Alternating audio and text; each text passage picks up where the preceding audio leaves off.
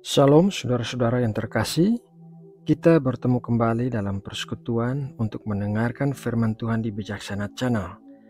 Semoga kita semua selalu bertumbuh secara rohani setiap hari di sepanjang hidup kita. Baiklah, kita akan segera mengawali satu teduh pagi hari ini, jadi mari kita sama-sama berdoa. Bapa yang penuh kasih, Allah yang menjadikan langit dan bumi dengan firman-Nya, kami datang kepadamu dengan ucapan syukur atas berkat perlindungan-Mu di sepanjang malam saat kami tidur. Kami mengucap syukur buat pagi hari yang baru, kesehatan tubuh kami, dan nafas kehidupan yang Engkau berikan. Terima kasih Bapa atas kasih dan anugerah-Mu yang besar bagi kami.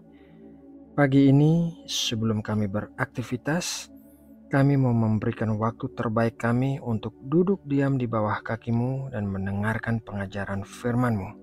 Berikanlah kami hati yang lembut, yang mudah untuk diajar dan dibentuk, sehingga kami menjadi pribadi-pribadi yang sesuai dengan kehendak-Mu.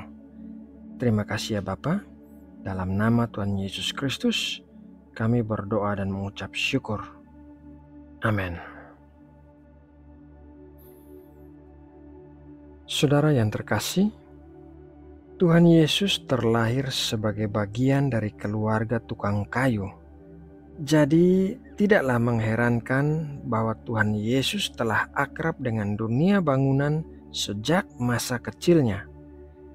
Pengajaran-pengajaran Tuhan Yesus juga melibatkan tentang istilah-istilah bangunan seperti rumah yang dibangun di atas batu dan bait Allah yang diruntuhkan kemudian akan dibangun kembali dalam 3 hari. Dalam renungan firman Tuhan pagi hari ini, kita akan membahas tentang pengajaran Tuhan Yesus mengenai bait Allah yang diruntuhkan kemudian akan dibangun kembali dalam 3 hari. Pertama-tama, mari kita membaca Yohanes 2 ayat 19. Jawab Yesus kepada mereka, "Rombak bait Allah ini, dan dalam 3 hari aku akan mendirikannya kembali." Kata rombak dalam Alkitab versi bahasa Inggrisnya menggunakan kata destroy yang artinya menghancurkan. Perkataan Tuhan Yesus ini dikatakan saat Tuhan Yesus mengusir para pedagang binatang dan penukar uang di bait Allah. Meskipun Tuhan Yesus berbicara tentang kematiannya dan kebangkitannya pada hari yang ketiga, namun di sini kita bisa belajar bahwa Tuhan senang membangun kembali apa yang sudah dihancurkan dan apa yang dibangun kembali oleh Tuhan sudah pasti akan lebih baik daripada sebelumnya. Petrus mengalami kehancuran saat ia menyangkal Tuhan Yesus sebanyak 3 kali, dan Petrus dibangun kembali saat Tuhan Yesus memulihkannya dalam pertemuan dengan Tuhan Yesus di pantai Danau Tiberias. Seringkali Tuhan mengizinkan kita untuk mengalami kehancuran di dalam hidup kita, agar kita dapat dibangun kembali lebih baik daripada diri kita yang sebelumnya. Hati manusia yang dikeraskan oleh dosa perlu mengalami kehancuran agar bisa mengalami kerendahan hati dan menerima pengajaran. Tuhan mengizinkan kita mengalami kehancuran, bukan karena Tuhan itu jahat kepada kita, namun justru sebaliknya karena Tuhan mengasihi kita. Apa yang kita alami di saat-saat kita mengalami kehancuran biasanya membuat kita justru mencari dan mendekati Tuhan. Dan saat kita mengalami hidup yang nyaman dan tanpa masalah, biasanya kita tidak mau mencari Tuhan. Kehancuran dalam hidup kita bukan berarti bahwa Tuhan tidak peduli kepada kita dan tidak menolong kita. Tuhan mengatakan bahwa dalam setiap situasi sulit yang kita alami, Tuhan pasti menyediakan jalan keluar. Mari kita baca 1 Korintus 10 ayat 13. Pencobaan-pencobaan yang kamu alami ialah pencobaan-pencobaan biasa yang tidak melebihi kekuatan manusia. Sebab Allah setia dan karena itu Ia tidak akan membiarkan kamu dicobai melampaui kekuatanmu.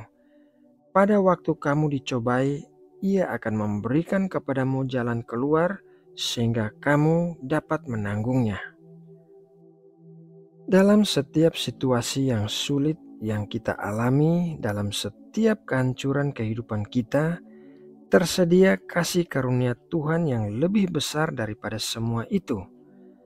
Tuhan begitu mengasihi kita sehingga Ia tidak akan membiarkan kita menjadi anak kecil di sepanjang hidup kita, melainkan Tuhan ingin kita terus bertumbuh menjadi orang-orang yang dewasa di dalam Tuhan. Dan untuk menjadi orang-orang yang dewasa di dalam Tuhan, kita pasti harus mengalami kehancuran. Kehancuran-kehancuran itu akan membuat kita lebih rendah hati, lebih lembut, lebih mudah diajar, dan lebih bijaksana. Saudara yang terkasih di dalam Tuhan Yesus, kita tidak perlu takut untuk mengalami kehancuran dalam hidup kita apabila Tuhan menyertai kita, karena Dia pasti akan membangun kita lebih baik daripada sebelumnya. Kita tidak perlu khawatir bahwa keadaan kita akan terus berada di bawah, karena Tuhan mampu mengangkat kita ke atas dalam sekejap mata saja. Kita tidak perlu cemas karena disalahpahami oleh orang lain, karena Tuhan mampu membela kita. Percayalah kepada Tuhan, karena Ia adalah Tuhan yang senang membangun kembali. Nah, saudaraku yang terkasih, demikianlah renungan firman Tuhan pagi ini. Semoga iman dan pengharapan kita semakin bertambah meskipun banyak tantangan dan rintangan di sepanjang hidup kita. Immanuel, Tuhan beserta kita. Mari kita berdoa untuk menutup renungan ini. Bapa, sungguh kami bersyukur atas segala kasih karunia dan kebaikan-Mu yang kami terima di sepanjang hidup kami. Tiada Allah lain yang seperti Engkau, Allah yang hidup, Allah yang benar, dan Allah yang mengasihi kami. Tiada Allah lain yang mau menebus manusia yang tidak berharga dengan darah putranya yang kudus. Kepadamu ya Bapa, kami serahkan seluruh hati dan hidup kami. Ya Bapa, pagi ini kami membawa seluruh rencana kegiatan kami kepadamu. Tuntunlah kami dengan hikmat-Mu agar kami bisa melakukan apa yang menjadi kehendak-Mu. Pakailah kami untuk menjangkau dan memberkati orang-orang di sekitar kami, dan pergunakanlah kami sebagai saksi-saksi yang memancarkan terang Kristus. Kiranya hidup kami berkenan kepadamu dan menyenangkan hati-Mu. Kami berdoa bagi saudara-saudara kami di Bijaksana Channel. Kiranya Engkau menyembuhkan setiap orang yang sakit. Kiranya Engkau menghiburkan orang-orang yang sedang lemah dan putus asa. Kiranya Engkau memberikan kekuatan yang baru dan pengharapan yang baru. Terima kasih ya Bapa. Kami juga mau berdoa bagi bangsa Indonesia. Kami memohon berkat-berkat yang terbaik bagi bangsa kami. Jauhkanlah negeri kami dari bencana alam dan bahaya apapun. Berkatilah Indonesia dengan para pemimpin yang bijaksana, yang memiliki hati mengasihi rakyatnya, dan mengambil keputusan-keputusan yang mengedepankan kepentingan orang banyak. Berkatilah Indonesia sebagai negara yang membawa perdamaian bagi bangsa-bangsa di dunia. Terima kasih ya Bapa. Dalam nama Tuhan Yesus Kristus, kami berdoa dan mengucap syukur. Amin.